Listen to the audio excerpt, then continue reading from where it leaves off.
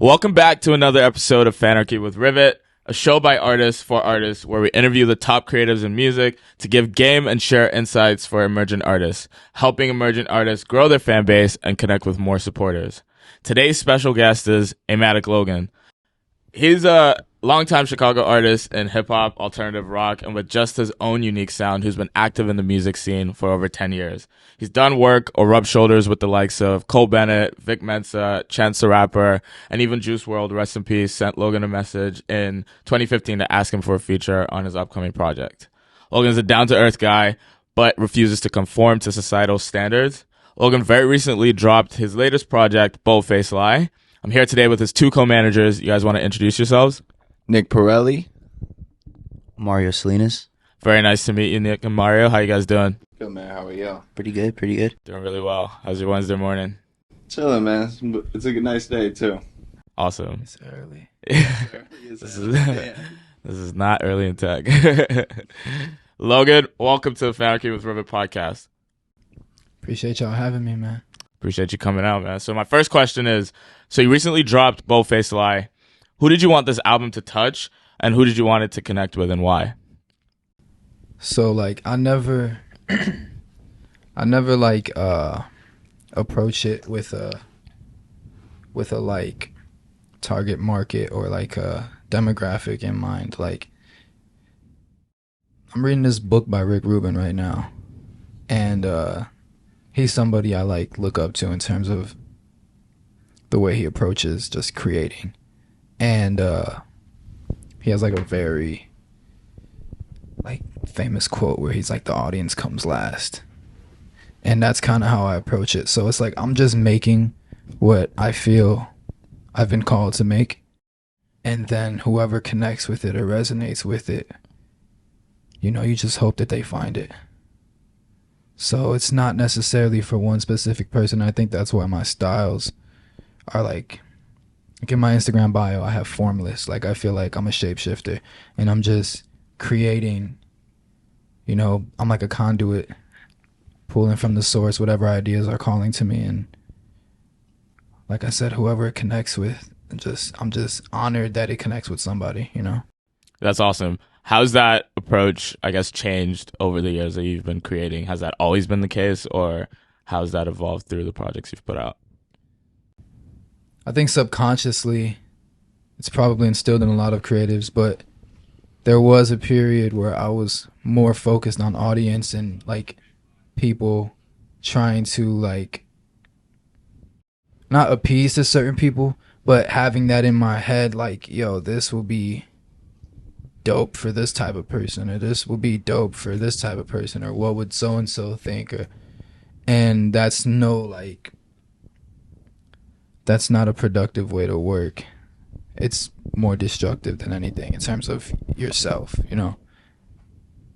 So like it's advanced over the years and progressed, but there was like a period of time where I was really in on like trying to please people. There's a quote that you said that something about the cars. Like, dude was like, you were like, if back then if people asked, do you want a car, someone would be like, no, I want a faster horse. So like I think that feeds into like a lot of what we do. Henry Ford, yeah. Where he was like, it goes back to the Rick Rubin quote where he's like, the audience comes last, because like Henry Ford was like, you know, he invented like the vehicle, and he was like, if I would have asked people what they wanted, they would have told me a faster horse, but I made a car. So it's like people are consumers, bro. They don't really know what they want. They don't know what they want till they get it. You know what I'm saying? So like I think that feeds into a lot of what we do, especially with the music. It's not necessarily conforming, but it's more just feeding into really what he wants to do with it, essentially. Exploration, constant exploration and experimentation. And also, we don't know what will work until we do it, you know? So it's one big ass experiment. Can I cuss on here? Is that cool? Yeah. That 808 shit, like Kanye shit, everybody thought that shit was weak when it came out. You know what I'm saying? Then you hit it like but like a year later, you saw like, it. that was next level. You know what I'm saying? Like it was before the time. Like 808s and Yeezus were like so ahead of his time, and it was, I don't know why. I mean, I get why it was controversial, but like that is rap in 2023. It's those two albums. Yeah. I feel that. So you guys, and any of you can answer this. What was your process of preparing to roll out Bullface Lie? As in, how did you plan to really make it land when it dropped and build the high buzz that you needed around it? We're formless, man. We're not allowing ourselves to be put into any specific box or genre, or like, I was talking to somebody recently and they're like, how are you able to drop a rap project and then like an alternative project? And like, it's just like, bro, you literally just do it. Like, there's not much. As creatives, especially as an artist, we're already very psychoanalytical and we tend to overthink and be in our head so much. So I think we're really trying to just come up with cool ideas and just execute and move at a rapid clip because it's just us. There's no machine behind us. There's no label. So I've stopped before. I've taken years off before, and we don't want to stop. We just want to keep going, you know? And so like, we're just coming up with cool ideas and just building momentum. It's more like a change of pace and content. Just kind of keeping consistent throughout the week, kind of planning a couple months ahead, doing certain rollouts for certain records that we believe in, things just along those lines, essentially. Yeah, you just mentioned a really cool point about it just being you guys and No Machine. Like, with that tight, lean team and you guys just working really closely, what have you guys found to be like really effective in terms of getting in front of the right people, the right faces, which you've had a lot of success doing? Authenticity. Just being yourself. Like, I feel like I'm very big on that Field of Dream shit where it's like, if you build it, they will come. Going back to the whole consumer thing, like, people are consumers. They're not like, you know, they're not art critiques. They're not music critiques.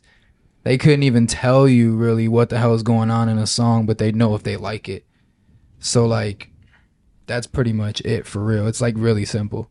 You know? I think they like seeing consistency a lot too in these music videos and what we've been releasing.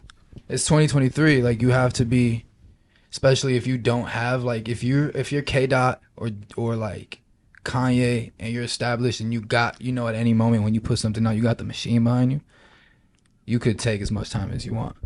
But when you're building something in this day and age, in this era, you kind of got to be in their face. And I'm not one of them people that's just going to go make a bunch of TikToks and do all of this. Like, some people's content is TikToks and cool little IG videos, and that's not me. I think I tried that and it felt very inauthentic. So like, for me, my content is just to keep putting out music. Yeah, no, that makes sense. Until we got that spotlight on us and it's like, okay, now it's time to, like, you know, the foundation is set. Yeah, no, that's helpful. And so you have a lot of history in Chicago. Ran down a list of people that you've worked with here and just how long you've been in the scene. What do you feel about the scene? Like, how would you describe the scene here? And really, what's your relationship with Chicago and the creative scene here? I think that renaissance, the initial like push in the early 2010s was crazy. I don't think that'll ever be replicated. I think we're on the cusp of something new and bigger. What was special about that time? Why do you think it won't be replicated? Because you can only do something first one time. So like, and obviously we had Kanye, we had Common, we had Lupe and all of that, but like, this was like some grassroots shit, like with Keith, Chance, and then everybody just following after. Like, we were like, nobody was really famous yet. We were just all kids from the city. Like, you know what I'm saying? Like, a lot of us went to school together or went to like some type of program together or knew each other. Like, Chicago's a big city, but it's really small though too. So it's like that original push. You don't get Juice WRLD. You don't get none of the rappers now without what we did in the early 2010s. And I just think that the kids now, it's like, and even the kids now, and even the artists from my generation that didn't get their moment yet, the door is wide open to like do some special shit. So that's why I say it's like a new thing, but people shouldn't try to do or try to replicate what happened already. Just understand that it did and be like, all right, I'm inspired. Now let's do something new. Yeah. Yeah. And as you've like gone from that period to this period, how has your relationship with your fan base and your community changed as you've evolved and as your music has changed? That's a good question. I don't know if it's changed. I mean, I guess it's just evolved and it's a little different because it's not the same way of connecting with people as it was maybe like 10 years ago, even 5 years ago. I'm starting to see more growth outside of Chicago, which is dope and which is what I've always wanted. Like, because I've done a lot here, you know, and we're trying to figure out how to expand. Because, like, the artists that really succeed expand, you know? You can only do so much in one place for so long. So, I think that's the focal point. Like, you can't take anything away from me and what I've done here. And, like, you know, pretty much know everybody. So it's like in Chicago. And Chicago's just that type of city, bro. Like, we see it with a lot of artists. Where, like, people are wishy-washy with you here. Like, they fake fuck with you. Like, they kind of fuck with you. They're just waiting for somebody bigger to fuck with you, and then everybody's gonna fuck with you. So, like, and that's how Chicago always been. So, like, I don't know. The relationship with the city is always love, but this is a very, like, treacherous city. You know? Chicago's a city where they only co-sign you until someone co-signs you. You know what I'm saying? Like, but I think back to the fan thing is that he's shown more vulnerability to his fans, and I think that's something that's given us a lot of success recently. Is that the music has changed a little bit, but he's showing the message through a completely different light, and I think that's what's been helping us a lot. And you can see it within the comments. There was like a dude that was like, yo, I got one tattoo, bro. Like we dropped tattoos. He's like, yo, I got one tattoo, but I feel that line when he's like, I get tattoos to like numb the pain. And dude was like, I feel that shit. You know what I'm saying? He's like, my grandma died. Like, and it's just little comments like that where I feel like that's what's been giving us and driving us to that success essentially. So yeah, just feeding into that fan base point. Yeah, no, that's a really good point. And you mentioned something here about how engaging has changed from 10 years ago, 5 years ago to now. Like, what are those biggest changes that you've seen? Accessibility and, like, being so in front of everyone at all times. Even somebody, like, on a smaller scale, like, I'm very much just still here, you know? And I try to move with this sense of humility to where, like, some artists are, like, really egotistical and really, like, arrogant, and they assume everyone knows who they are. And I'm, like, the exact opposite. I'll walk into a room assuming no one knows who I am. Like, I'll fucking walk around outside by myself. I'll go, like, to bookstores and museums. I still go to the same neighborhoods I grew up in. And it's like, you know, people know me, some people don't. It's whatever. I don't really think about that much. I assume no one knows who I am because it's just a very, like, pure way to move, a very genuine way to move. I feel like that's easier now. Yeah. For me, because that's just my outlook. It's like how my perspective has changed on all of this shit. It's like the other shit just doesn't matter as much as just being like a human. So just go do what makes you happy and just be like a human being, you know? Yeah, and I think that fits well with the point that you're making about just being more vulnerable and showing that side of you. I think all of it just kind of comes together in the way you just think about moving in general. So that's a really interesting point. It's very you're very exposed. You know what I'm saying? Anything can happen anytime, especially when you're in Chicago. But, like, I try to move with good energy, building up that good karma, and just being a very ethical, moral person and not, like, doing wrong by nobody.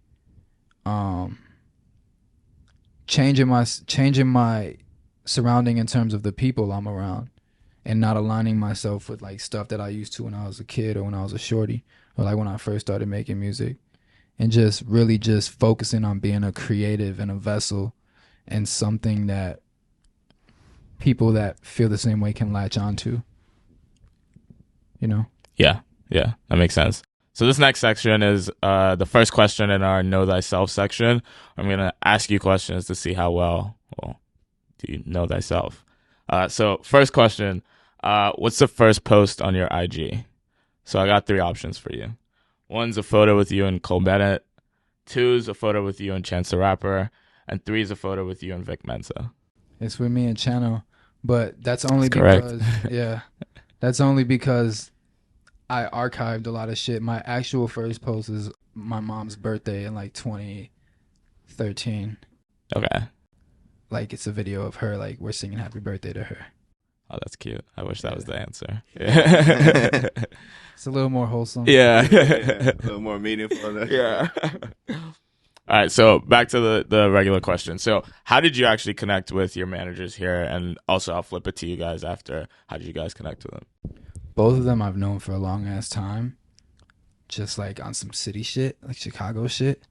And then it kind of just fell into place, you know? Like that's kind of like the ethos and essence that I move with. It's just like I don't really force anything. It just kind of happens. So me and Mar linked up like professionally, officially 2021? A year and a half ago. Yeah, so like, you know, but we've known each other for a long ass time. I used to go to his shows in like 2011, 2012 when he was like, or like, what was it, 2014, you headline Reggie's? Yeah, like a long time ago. So to like, but there was even common we have common friends. And yeah, grew like up, since high school grew type up in shit. the same area. So that's how like that's how we like first got introduced to each other, but we didn't start working till like in the last couple years. Yeah, came together naturally. I love it. That's a dope story. I know Logan since like probably 2013, It's like 2013, long ass 14. time ago. We had a bunch of mutual friends. I got a bunch of homies that do this shit. So he was doing shows honestly with Tay and Chance, and that's really where I met him, kind of through the scene, been knowing him for a while. And then recently he reached out, kind of was seeing if I was interested in doing something like this. Like I said, I'd been around, homies had done this shit in the past, seen it with independent artists, seen it with artists who signed deals. So yeah, we linked up about maybe like 6 to 8 months ago. And it's also a thing of like, I'm trying to build a team of people that are like-minded and want to do this shit, like in that like field of like music, but more so just creatively and trying to do something special. And I think that's what we're building, is something dope and something like unique. It's all about transparency too. Holding people accountable. Knowing your role. 100%. And It's a also team sport. being able to fill in when you can, and just getting the job done essentially, no matter what it is. I'm super intense about everything. And so like, You can't talk to bro for like 5 minutes. That shit is crazy. You got to call him. You on the phone with bro for like 45 fucking minutes. I'm like, but we got to move with that intensity. That's how you separate yourself. And it's not just about separating yourself, but it's about bringing ideas to life. And I think as a unit, we move with like a little chip on our shoulder. And I think that as long as we don't lose that, we're glass. I love it. How do you guys stay in connection with your fans for things like feedback? What do you guys do? I'm not doing it with a consumer in mind. Yeah. I'm doing it with the source and the universe in mind, and my purpose and what I feel right is in my heart. Of course, I read feedback, comments, everything, because it's there and it's so in your face that you can't escape it, negative and positive. But I can't let that shape my outlook on things, because then once my mind gets corrupted in that respect, then the art is compromised, and then nobody can connect with it because it's not true and authentic. Yeah. I think it falls into confidence knowing that the fan base is going to rock with like anything we do essentially. If we are putting like the amount of effort and it shows into these certain videos or in the certain rollouts, I think it's confidence in knowing that his fan base will rock with it regardless. And not everyone's going to like everything, especially when you're not making the same thing over and over. Like a lot of artists have like a template and a blueprint and they just rinse and repeat and rinse and repeat. And that works for some people, but for me it's like you might not like Boldface Lie, but you might like Dirty Laundry, but you might like the older music. You might not rock with Supernova. You might think the video is weird. You might, I've had people say all type of shit like, oh, he's gay, he's all type of shit, and I'm just like, bro, if you don't like it, just don't listen to it. I don't care. But then those same people will listen to Tattoos or listen to like some more rap shit and be like, you need to stick to this lane. And I'm just like, how about you just like, it's crazy because in 2023, everyone has an opinion, but not many people have no damn sense. So it's like, it's just funny to me. So I do read the shit, but I don't put no weight on it because it don't really matter. I seen a tweet. I seen a two tweets next to each other today where some dude was talking shit about Kanye. And then the very next tweet, like a couple days later that they put up, after Travis said there is no Travis without Kanye, this dude's calling Kanye like the most influential ever. And I think that's like the spirit of the cultural zeitgeist in 2023. It's like everyone's wishy-washy and will flip-flop.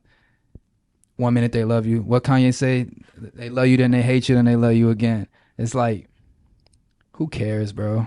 As long as you're doing something that's true and authentic to you. I got a line in that freestyle, in that X freestyle, where I'm like, do what you love with the time that you got. That's the more energy we need. Stop all this hating like weird shit. Like, you could call me weird for being an artist and creative and expressionist, but like, you're really the weird person if you're like just out here being like so opinionated about everything and like have no consistency in your stances. Yeah. Like, you don't have to speak on everything, and that's something that I've been trying to channel too, because I used to fall into that with the internet. I'll just like comment on everything, and it's like, bro, nobody even cares. You got like 2 likes, It's like, why are we talking about shit that doesn't even really concern us? Yeah. Yeah, that's dope. And so for your people within your community that you've built over the years that are like you mentioned the words true, authentic a lot in that response. For those people who are like the most true and authentic, if you knew who your top 50 fans were, exactly who they were, where they were, what types of cool things would you want to do with them or for them?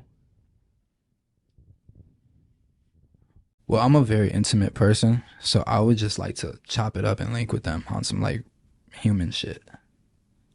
Like, not on some like, let's do a cool merch giveaway. Like, that's very transactional. And I would rather connect with them on like a real level. So like, figure out some way to do that. Yeah. We almost try not to like dry out the resources that we have, essentially. The people that really do fuck with us, because we've thought about doing merch, we thought about doing these things, but the people that have supported him in the past buy the merch, they do that stuff, but at the same point in time, we don't want to oversaturate those things, and trying to find like a real way of connecting with those people, essentially. Thought about like, he does a lot of art, so that he connects a lot of people with the art. We thought about doing like custom pieces, things like smaller pieces, things along those lines, where it's not necessarily just, like he said, transactional. We're not just sending you a fucking tee that we just printed, for $8. Like, so I think that's falling into like the fan base that we want to feed into as well, is people who really genuinely care or genuinely want to be involved in what he does. Yeah, and I'm curious for you guys, what are some of the ways that you think about engaging those most loyal people, and just the people who really appreciate the art, like you mentioned? I think we're still figuring that out, because we're trying to be innovative, and you guys can appreciate that being a tech company. There's a lot of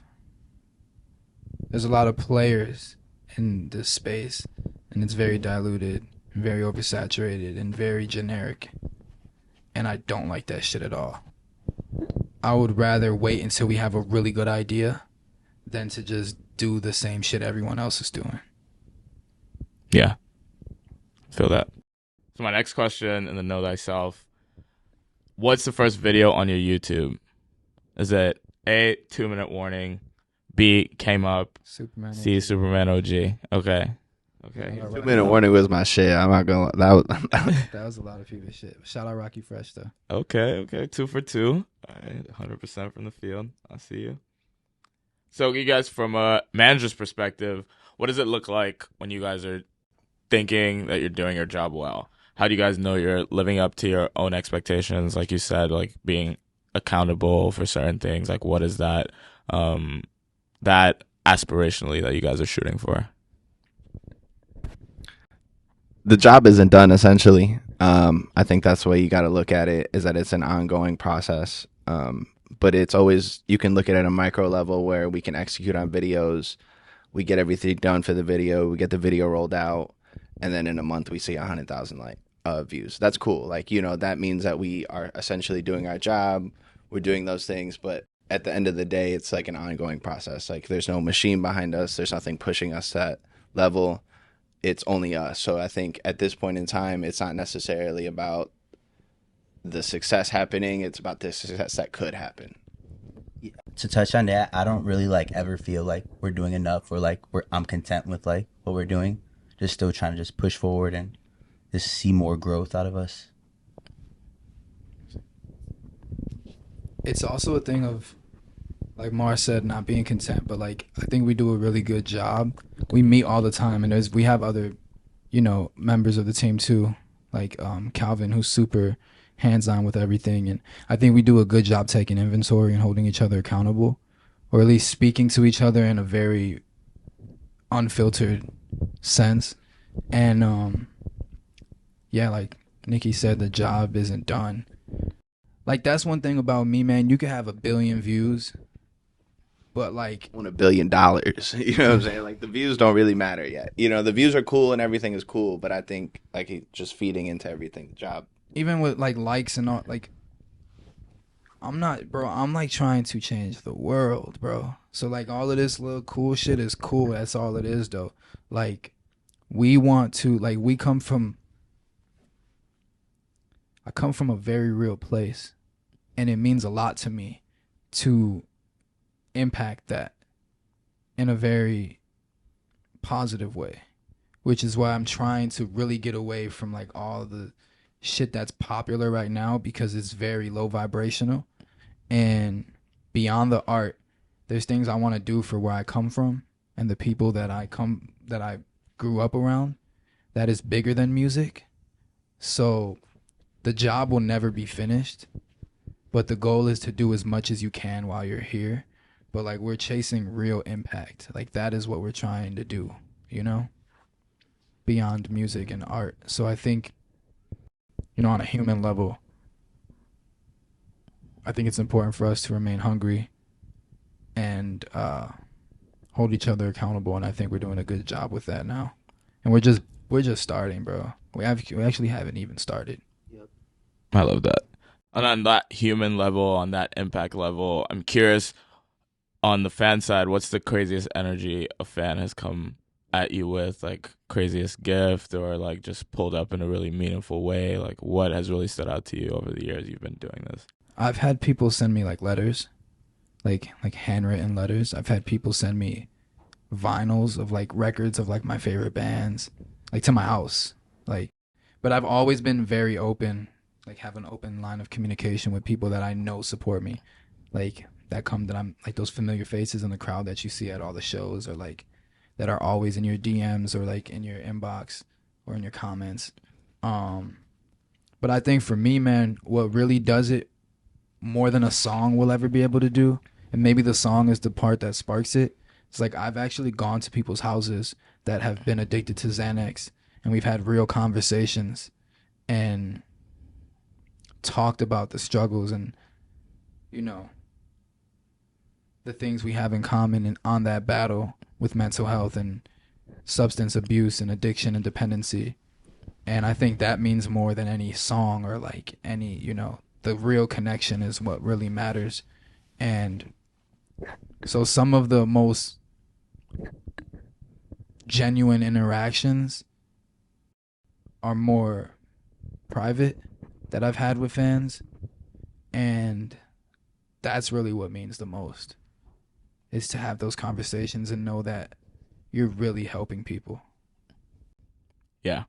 And the last question I have for you on that part is, how do you think about the importance of building, and this sounds like a lot of very local physical things. How do you feel about the importance of building a local physical presence versus digital, and how do you think about both of them? I don't think it's a dichotomy. I don't think you have to choose one or the other. I think especially in 2023, it's very important to use them in tandem. Like, you can't just be on the internet and you can't just be in person. You'll miss somebody because there's somebody who's not on the other, you know? So I think you have to have a combination, and that's what... Combination. Man, Drake is like a walking meme. Everything he does is a meme. I think it's important to attack it from every angle. Traditional marketing and digital marketing. And I think we're trying to, execute that. A lot of it without the help, like Chicago in particular, but like also within the industry, people don't help. So you kind of have to just experiment and try shit and fail and see what works. And then you're like, okay, this works. Let's double down on this. Let's take the money we were putting here since this isn't working, and let's put it here where this is actually building real connections. So it's a lot of that. And once we get a machine behind us, or we make enough money ourselves to where we can fund this shit like we really want to, I think we'll be able to increase the connections on both fronts, like hand to hand, traditional marketing and the digital marketing. But I don't think one is more important than the other. And we can help you today. So I'll move to the rapid fire section. So you sent us a message about Puerto Rican and Italian food in Chicago. The Rivet team has been hearing a lot of things about Chicago food since they moved here just a few months ago. What are your favorite places to eat in Chicago? So I'm Puerto Rican, Dominican, Mexican, and Italian. My favorite place to eat is with the family, like not even at a restaurant, like just home cooked shit. Like that's the vibe we be going off of. That's how I grew up. We ain't really have money to go to the restaurant like that. I know a lot of people eat out a lot, but we was on some home cooked shit. And I don't know, I still be kind of on that. I love that. How about you guys? Favorite food place? Damn, that's just like a lot of pressure. His house? Yeah.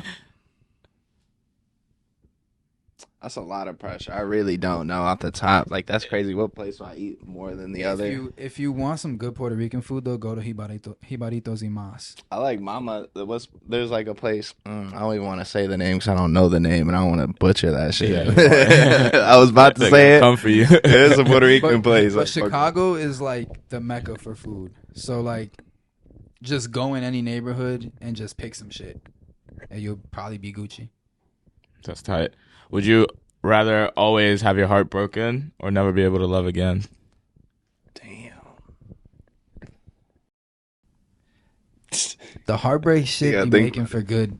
It makes for good art. So just give me that all the time. That's cool. And it's like real experience, So like, I'll take that. If you could pick one season to be stuck in forever. Fall. All right, let's keep it simple. September. He knew it immediately. Also good for music. Just the vibes, bro, is different. Like every winter and summer exist. Like if it was a spectrum, they would exist on both ends of the extreme. But like fall and spring are kind of like in the middle. But fall is really it though. Like 'cause spring is probably raining a lot, and fall is like that transition from hot to cold, and it's just so fire to me. I love it. If you could only eat one ethnic cuisine, what would it be? Just all Puerto Rican food. I knew he was gonna say that. Jerk. But Italian food is up there too, though. Jerk is crazy. Anything, Mario? Pizza.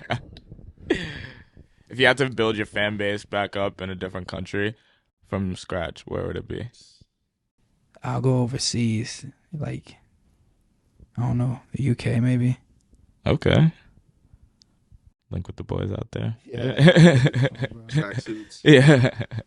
I like it. As a team, what ways do you guys kick it and have fun? Besides the 45-minute They phone be call. kicking it outside. They didn't invite me yet, but that's the crazy part. Like, they be outside. Here's the You thing, just though. you just joined the team. So it's trying to, They be outside. Here's the That shit thing, is though. crazy. We be cooling, you know what I'm saying? But like also, this is something me and Nikki have talked about too. It's like there's certain things in my life that I just want to own and keep private. That's for me. It's not for anybody else.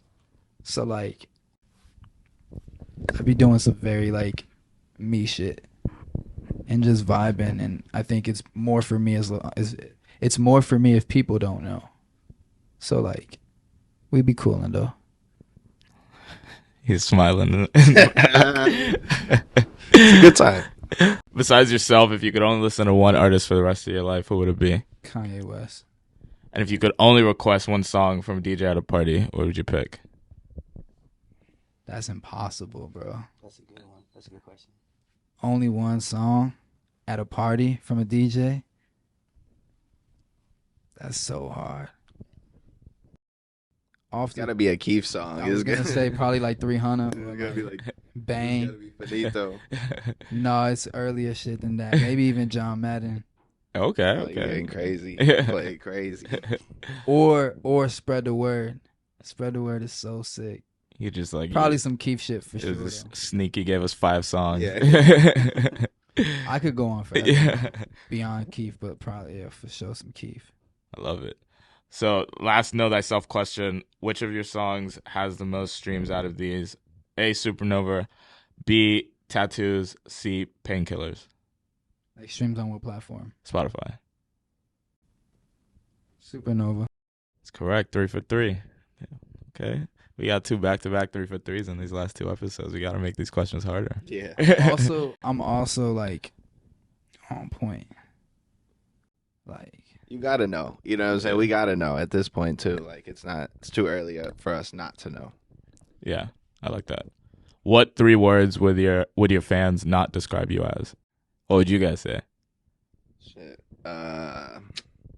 Greedy. Okay. maybe forced. Okay. And one more. Lazy. All right, we got 3. I like it. And what 3 people do you think need to come on this podcast? Kanye West. You gonna hook it up? Chief You Keef. gonna hook it up? And I want somebody out in left field.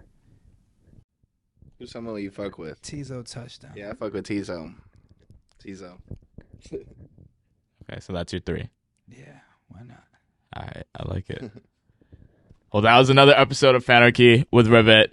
Thanks, Mario. Thanks, Nick. Thanks, Logan. Yes, sir. Appreciate Any last things it. you want to plug? Anything? Yeah, working on a new album. It's coming out at the end of the year. We just put out a new single called Dirty Laundry. We got another single coming out right now, like ASAP, called Coffee. And then, That's why you're drinking coffee. yeah, I love coffee. Man. That's like, it's like a big part of my life. And then, yeah, the album's on the way. Before the end of the year, we'll put out another album. I think like this is the 3rd or 4th album or project that we're putting out this year. So like people can continue to expect us to release music at a high clip and continuing to explore. Like I just tell people I'm an expressionist. I'm not an artist. I just express myself. So expect the unexpected and just I really hope people enjoy the ride. Yeah, it's another episode of Fanarchy with Rivet where the come up has just been broken down. Thank you. Yes, sir.